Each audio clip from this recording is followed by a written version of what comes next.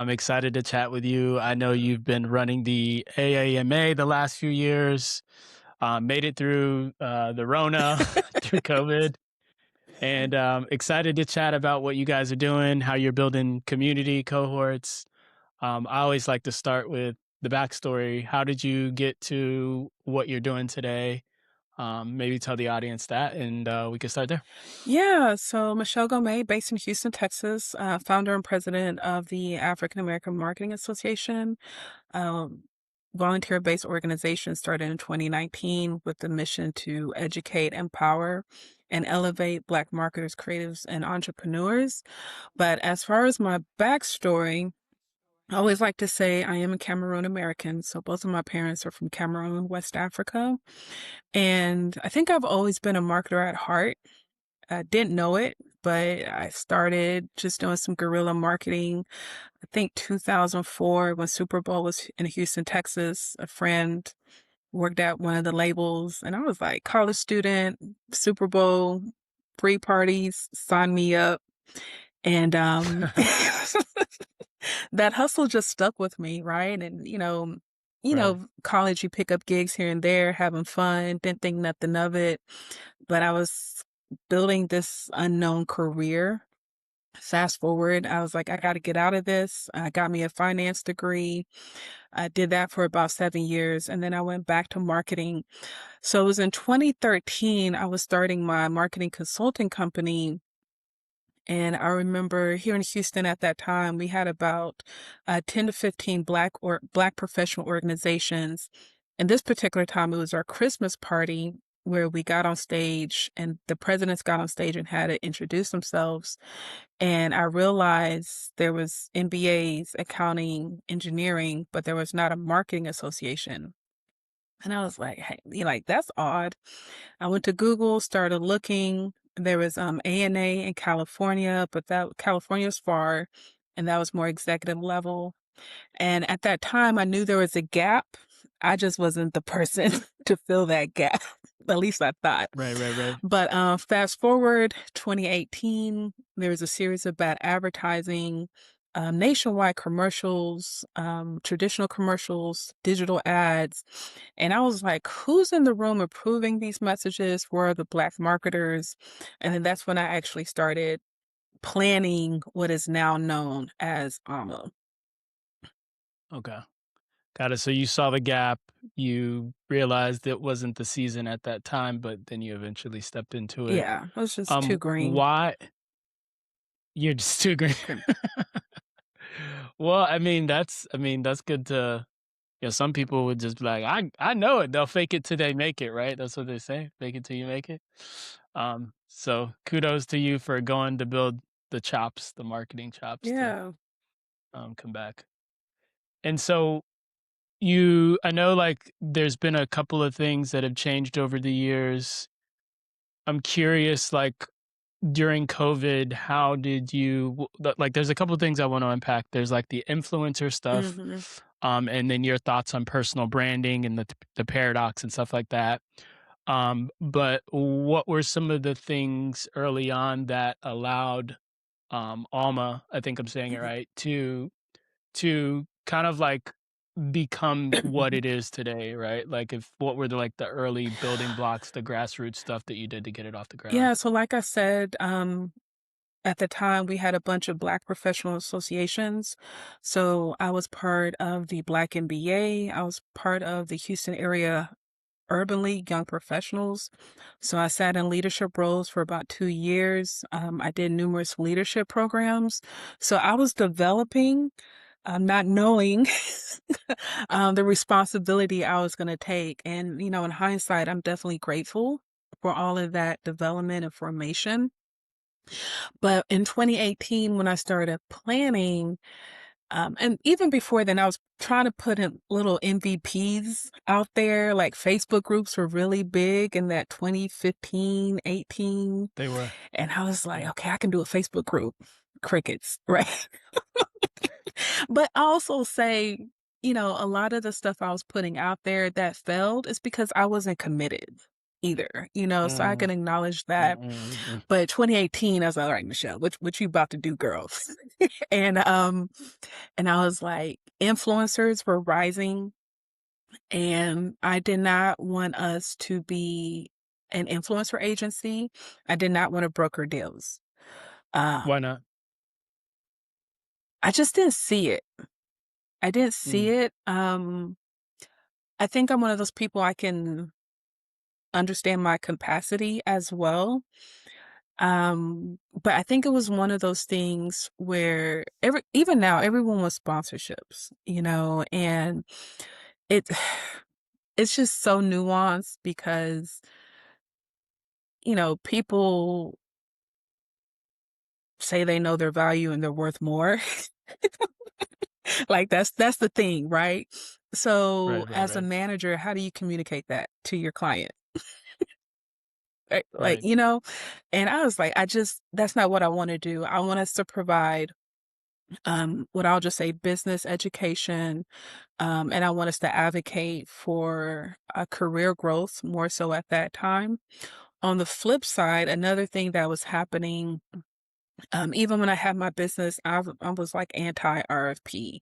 I think organizations that put out RFPs, they usually put the small business owner at a disservice because it's last minute. Um, you know, it's like, oh, the RFP came out on Monday and the deadline's next Monday. And it's like, I got to stop what I'm doing to cater to this RFP. But That you might not get, or or they yeah, already know who they want to go with, but they got to go through the process. But I sure. remember a colleague had reached out to me and he was like, I know you do marketing. I think you'll be good for this RFP. And it was one of those things. It was like, he's telling me on a Tuesday or Wednesday, the RFP's due on Friday. So I passed it off to a friend of mine, and I felt like she was a better person to do it anyways. And she didn't get it, which was fine. So then he comes back to me and he told me that my friend underbid. And it was a drastic difference. It was something like she bid 30,000, where a white-owned marketing agency, I think they bid at 80,000 and the budget was 100K.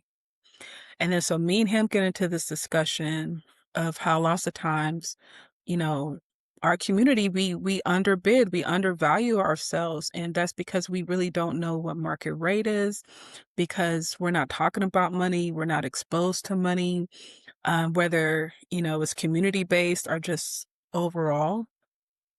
And Sure. I think another thing is when it comes to that 80K, like that difference is, are you doing the solo contractors or do you have a team? Right? Team. Because of course, if you have a team, that 80K is very reasonable, and who knows what your profit margins are. So that's when the business side of what I needed to incorporate into this association that I was forming, because we need to have these conversations and we need to have that talent pool that we can, if we do want to go with this RFP, I know I can come into this community. If I'm a graphic designer, excuse me, if I'm a web designer, I can reach out to you as a graphic designer, video editor, and we can collaborate on this 100K RFP and we can break bread and be good. And lots of times we don't know where to find this talent. Right. So those Mhm. were some of the reasons I wanted to start AAMA. I'll say career growth and business development at the time. And of course, we've evolved over the years. How many members today?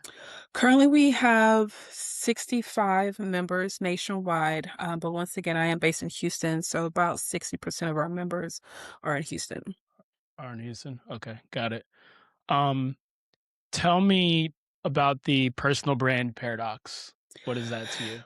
Yeah. That's a good question. So I built my career, my business on my personal brand, speaking, podcasting, books, and that's how I was getting my clients and of course making money. And I know that was thought leadership is really important to me. So I knew creating AMA was the ultimate thought leadership. But I was also mindful that this is a community organization, community platform. And I'm like, this isn't all about me. So I need to take a step back. And I Uh-huh. think with that, as well as just socioeconomics, macroeconomics of going on in the US has probably kept AAMA a bit stagnant. So I feel like I got to get back out there. People know that I'm the founder of AAMA, but sharing more thought leadership, right? Being more vocal Sure. when it comes to um, just overall messaging, beliefs, what's going on in the, all of this technology, speaking on that, putting my opinions out there. Um, so Right. it's like I've always been mindful of it, but I had burnout. I had burnout. I had to take a step back. Um, and I had to re-strategize. And I think you have this saying that like businesses that are under, I think it's like 250, is it They 250K? need a personal They brand. need a I personal strongly brand. And believe then that.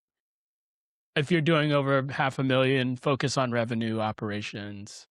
Um, Yeah, so I believe true business people want to do business with who they know, like, and trust. And that's the essence of your 100%. personal brand, right? Especially if you're a service-based provider. It's your reputation, right? It's who you are. And I believe that you can have 10 different company names in 10 years.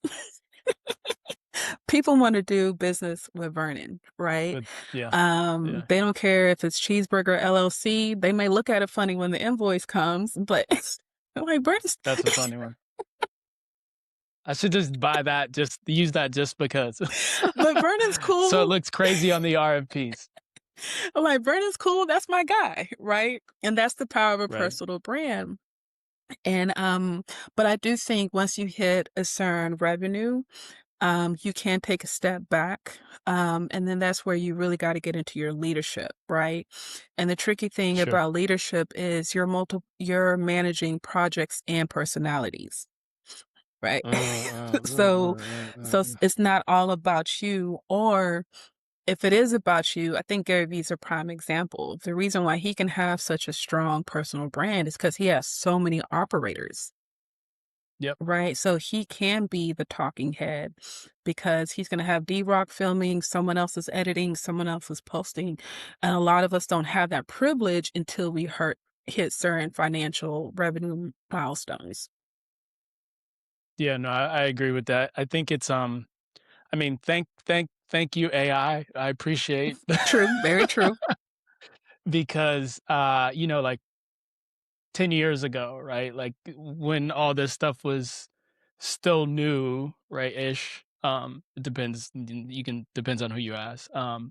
But I mean, you could do a lot more now than you could back then with AI. Like, I mean, even with podcasting, I mean, we're Mhm. recording this on Riverside.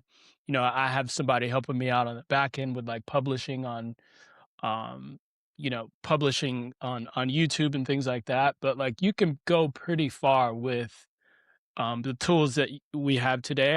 But I also agree that like when you look at somebody like Gary Vee, a lot of my colleagues and peers have said, I want to be just like Gary Vee. And it's just like, and they're like, I'm going to document my journey. And it's like, they get like 2 weeks into documenting that journey and they realize, man, this is not the journey that, Mhm. that I thought I was going to be documenting, Mhm. right? Or they run out of runway, Yeah, right? It's like, oh, you actually need a full-time person like D-Rock to be recording this. You actually need a full-time social media team to be posting on LinkedIn. The luxury that Gary Vee has, not to say that he doesn't work hard, right, is exactly what you said. right. He's built the infrastructure and team, and he charges the fees, right, to, a lot of his clients, at least from, what I can see, they're the Fortune 500 Absolutely, yeah, companies that are willing to cut those checks that you can hire a D-Rock or you can hire, a right. full-time team. Yeah. Yeah, I think, I mean, and there's hacks, right? So maybe you only hire a video person the day that you're speaking, right? Or whether it's in Mhm, town or mhm, out of mhm. town, there's certain hacks to make your life so exhilarating.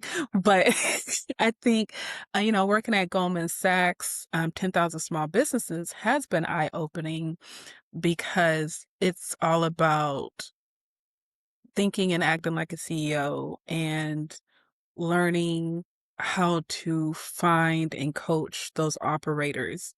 And I say that as a general term, right? Whether it's your directors, managers, and entry level Mhm, people mhm, coming mhm. in.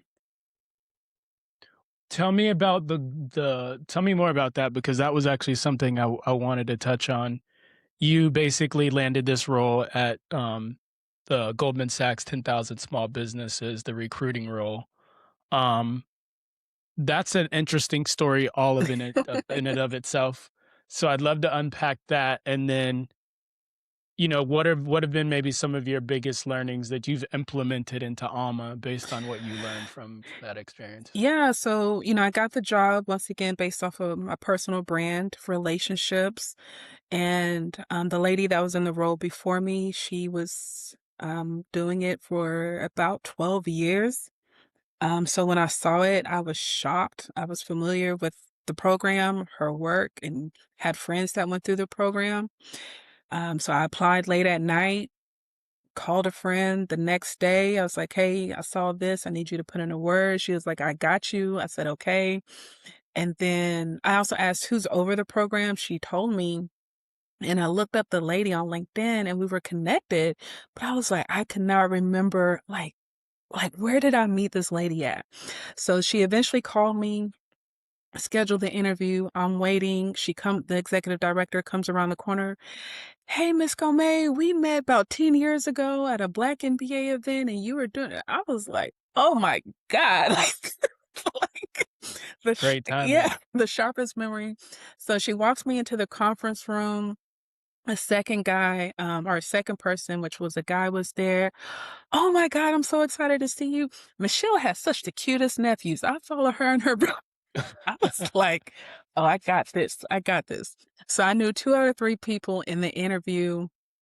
And I just had to, The odds of that happening, by the way, are like next to zero. right, right. Ever, You're ever. talking about confident. Like I was already confident, but yeah, 10x. And You said it with your chest, then but, even with that, I still had to be mindful. I will say this, I feel like this job was one of those things where it's an accumulation of all of my school skills.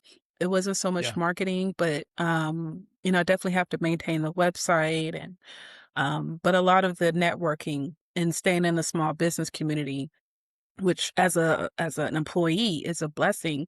But when I had my interview, going back to those soft skills and communicating and making eye contact and making sure I'm talking to this person that I don't know. Meanwhile, my fans are like, "Oh yeah, that's a great answer. That's a good answer." And I was like, "I got this job. I got this job." So just grateful, but yeah, I mean, it's That's a very cool story.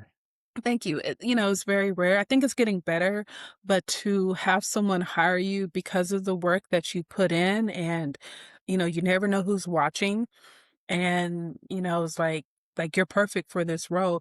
And I knew I was good for the role, but when I called my friend, it was more so pull this resume. Like pull my resume and it's not getting lost in the sea. And I think with this current climate, we got to do more of that. But as far as being in this role for over 2 years, I recruit the entrepreneurs for the program. So I go to a lot of events, speaking in person as well as virtual information sessions. I think the minimum requirement is 75,000, right? And you can't take care of yourself off of 75,000, right? But to see Not today. Not today. Yeah. But Not in but to Houston. see that range of people that are earning 75K to 30K, 30 million, 50 million, like that's possible, right? And they're Uh-huh. still hungry, they're still thirsty for knowledge.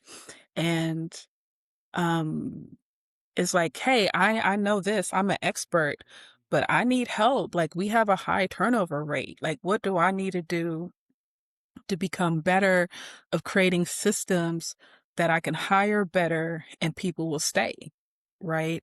And sometimes, even now when I have these conversations, it's like, oh, well, I make more than 75K. I can teach the class. Perhaps. I don't know, right?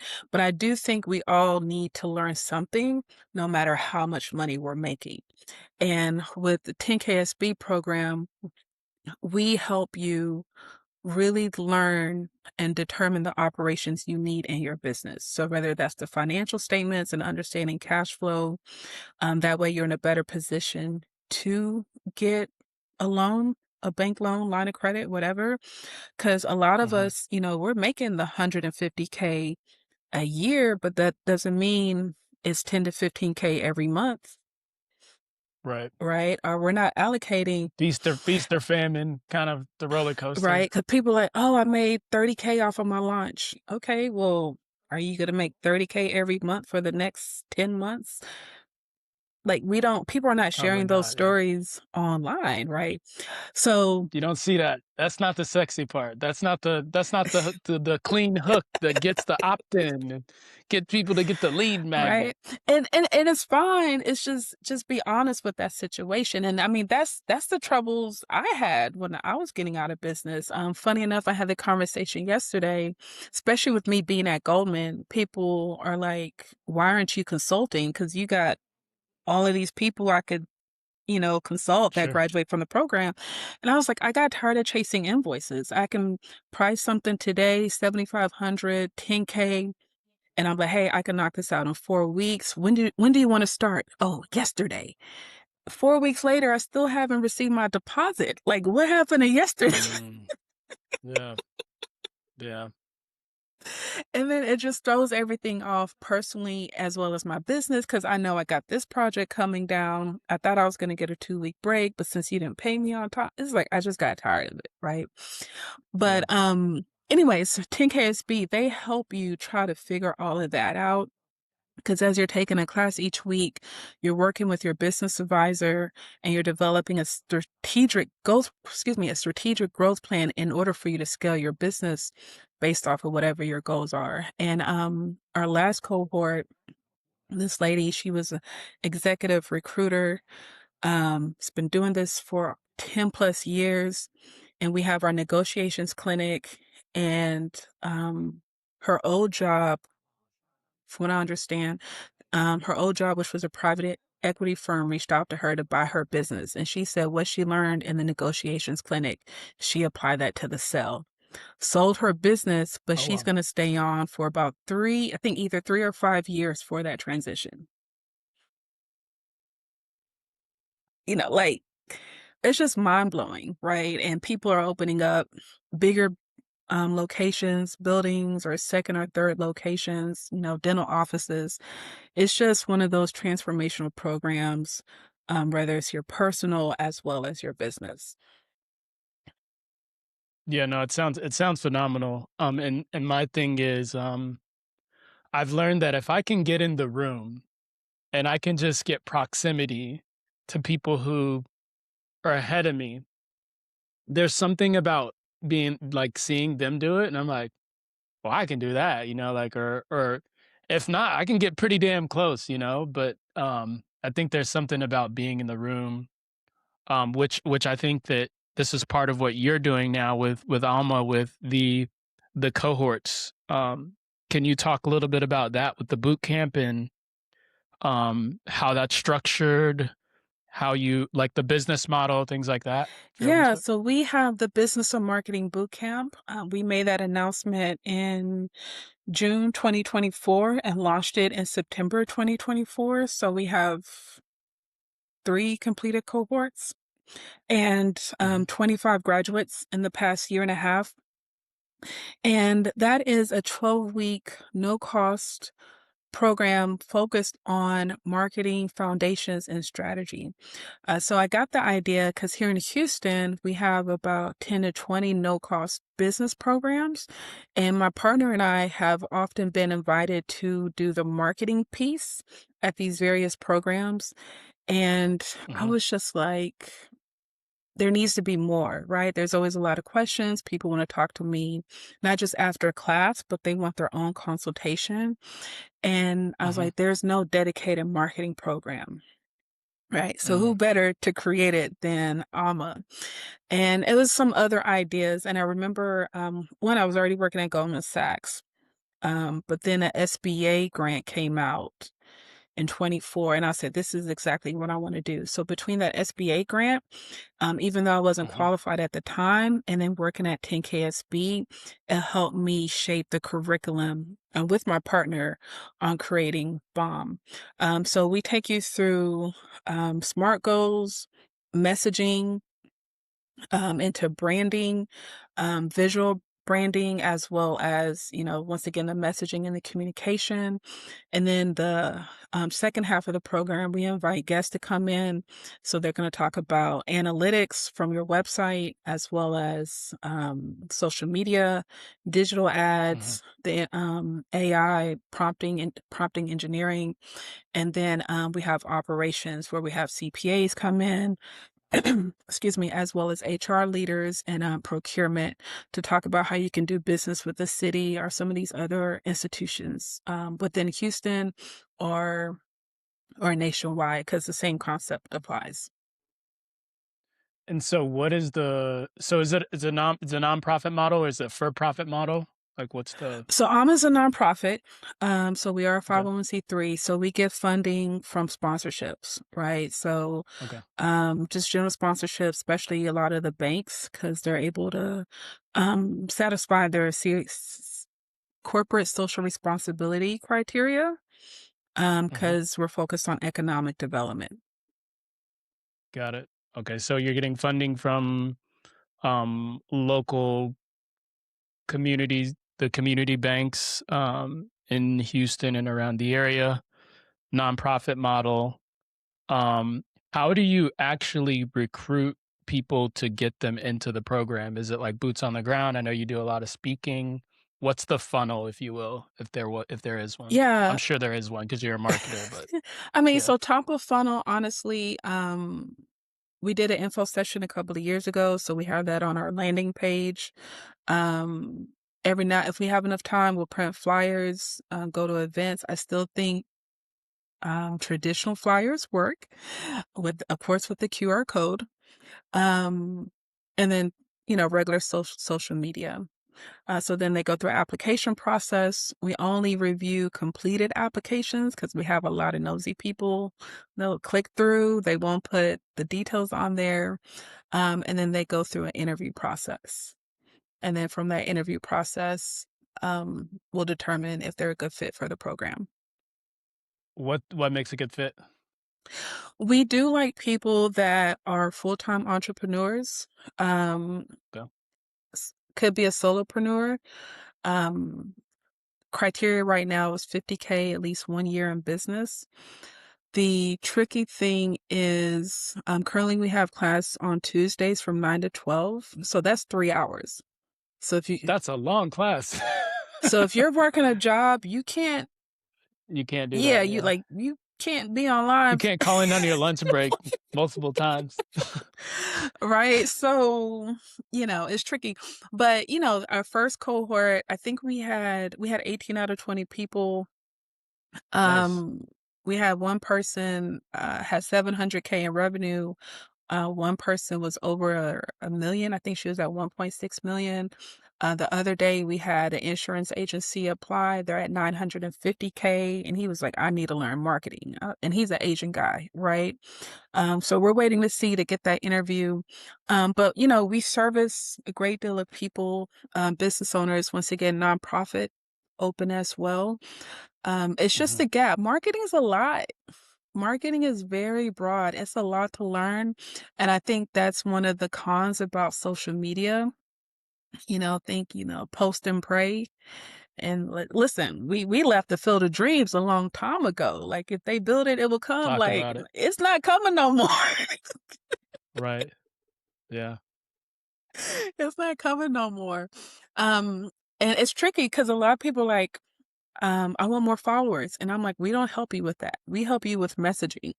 And we believe if you can figure out who your target audience is, your buyer persona, and your messaging, you can create all the content you want. Quote, video, podcast, guests on a podcast. But if you don't know your messaging, it's going to be hard to attract people. Yeah. It's like just throwing the spaghetti at the wall, or whatever the analogy Mm, is. They say, let's see what sticks. Yeah. seeing what sticks. Yeah, which is, and you don't have a lot of time. Like if you're a solo founder, even if you're doing a million, right? You're just like you're trying to like always scramble to do the next thing. You haven't quite hit that scale yet. So every minute counts, every second counts, every campaign counts.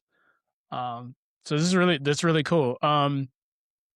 What would you say is your kind of like your vision over the next like 24 months for Ooh, this? with AAMA, Yeah. I'm so locked in right now. I don't think I've been locked in for a while, and I'm really trying to get our operations figured out, right? And Okay. taking all of this out of my head, putting it on paper to share. I think that's another problem with business owners, and that takes time, right? Like I'm Yeah. going from nine to Yeah. five to 8 to 12, and just me and chat trying to configure some SOPs, because all of it's Right. here, Right. Right. but really trying to be um, more of a leader teacher, right? And that's one thing I had to learn. Yeah. So 24 months, we're about to start, well, Q2, we're going to start our membership campaign. So by the end of this Okay. year, I want us to grow with an increase of 150 members that will exceed to over 200. I also have a revenue goal of 100K this year. So obviously membership, if we can hit our membership goal, that would bring in 20K. Want sponsorships to bring in about another 20K. Sponsorships and donations, I put that together. Um, Uh-huh.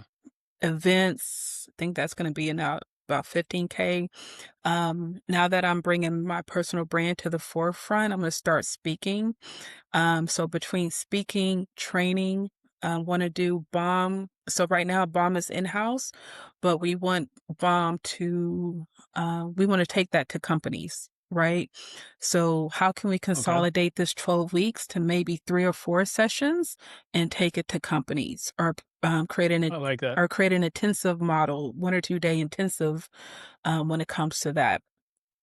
So I speaking, like that. thank you, speaking, training, and then is it service? Is it fee for service? So we're a nonprofit, but a lot of people think we're a service agency, and I don't want us to do traditional um marketing and creative campaigns, but we can do some consultation, high level consultation over a period of time on certain things. And those are just things that I've been avoiding. But because of this new administration and the way these corporations are acting, we got to get creative and be more mindful when it comes to adding different revenue streams. Yeah. No, I love that. This is I think what's been missing. Um and I think that I'd love to continue to contribute any way that I can. Thank you. Um and I love the backstory, how you got here. I love that like while you could have just jumped in, you said, "Hey, let me go build my chops. Let me go build the relationships," because those things matter, especially I think in this world. I don't know much about the nonprofit world, but I imagine that like Yeah. relationships and yeah, and I always, I'm a huge fan of supporting small businesses, SMBs. Like that's the backbone of our economy. And people need help. We all need help. Yeah. Bef- did you have anything else you wanted to add before we jump into the 111? I call it the Oh, 111. no, listen, tap in, tap in, tap in, tap into AMA, join the collective. But even then, there's so many resources, local and national. Tap in, don't be afraid to share, because I think there's enough money for everybody. Like, let's go Same. get it. Yeah. Same. Yeah. There is enough. There's an abundance. Yeah. And it doesn't all need to go to a few people, Exactly. right? Exactly. Yeah. They already got enough money. Spread that money out. And I'm right here, ready to receive. Yeah. Yeah. Cup open and ready to be overflowing. Yes. So I have this thing called the one by one by one, a show that we do on the pod. Okay. Basically it's like my version of like a lightning Okay. round. So essentially it's one room that you have been in that's impacted your career or life. It doesn't have to be the room. It could be any one. I'm sure there's many. The next one is a quote or a book that you refer to or reference. And then the last one is I'm blanking on the last one, the one by one. So one book, one quote, one room. Okay, yeah, those are the three. Okay. One room, one book, one quote. Okay. I'm gonna say what's on top of mind today. If you ask me tomorrow, it might be different. That's perfect. That works. But as of today, I would say one room is when I did my Houston Black Leadership Institute program, and we had a class day, and my colleague worked at AIG at the time, the financial company. They changed names. But he was like, "Hey, Michelle, we're looking for a speaker, and I've already set up everything for you. You just got to talk to this person, and we'll pay you." And I was Okay, like, "Oh, okay." And that was my first paid corporate speaking gig. And that sets the tone. gosh. Yeah. When was that? 2015. Oh wow. I wrote Okay. my book, Network, Navigate, and Nurture, September 2014. Uh, so Triple N. so that was the top of 2015. Been speaking ever since. Yeah. um, One book Mhm. is Reginald Lewis. Why should the white guys have all the fun?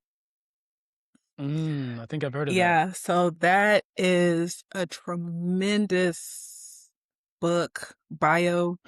And it's just one of those things where the principles apply when it comes to brokering deals, like building relationships and brokering deals. So that's a really dope book. Side note, and I don't know, one year, 2019, I decided I was going to read 100 books in 100 days. That was one of the books. Really? So you completed all the books? Yeah, and it was a mix of books and audiobooks. That's But I read crazy. that one during my Wow. Christmas break because, I had time. So, and then you said one quote. Yeah, actually, I realized that I messed it up. Okay. So it's usually a book or a quote and then one final thought, but you can give me a quote and a final thought. Okay. The quote is, "You never know who you're going to meet and what it's going to lead to." That's my quote. Why is that? Why is that impactful for you? Because it's true. I've always been impressed by people's story. I think living in a major city, I'm like, how did you get here? Also having immigrant parents, I'm like, how'd you get here? Like, why Houston? Or, Right, why right, right. here? And I also believe, when you plant seeds or whoever you plant with doesn't mean that's who's going to pay you back or who you're going to reap with, right? That seed is going to blossom or you're going to receive from a different person. And when I think about that quote, it tells me that I don't have to keep score. Ooh. Yeah. Say So that one more time for the people out there. Say it one more time. you never know who you're going to meet and what it's going to lead to. And that means you don't have to keep score. Man, that is a Yeah. bar. So, Yeah. and Final thought. final thought, man, the hustle is To real. wrap it all up, to put a bow on it. The streets are watching. The hustle is real. They are. Look, I'm gonna tell you this last story. This is how you know the streets are watching. And you never know who you're gonna meet. So I did another leadership program, Leadership Houston, and it was our last day. I was getting ready for the closing retreat, and this guy emailed me, and he was like, "Are you a 501c3?" Like, just crazy email, right? I was like, "Yes." Send him my tax number. And then he was like, "I want to make a donation." I was like, "Okay, send him the PayPal link." Cause I'm rushing. Like, I'm trying to pack, got to get to this lunch, this closing retreat. And then he was like, "Do you have time to talk?" Like, these are literally one sentence emails. And I was like, "Hey, if you can call me between this window, I'm literally heading to a leadership retreat. Da, da, da." So he calls me and he was like, tell me about this leadership program. I was like, what in the world is going on? Like, who are you? What is going on? So I tell him about Right. this leadership program, the closing retreat.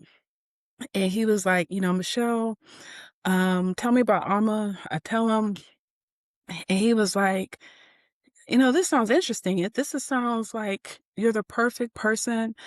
We're this marketing agency based in Tennessee, and every year we usually gift a local nonprofit.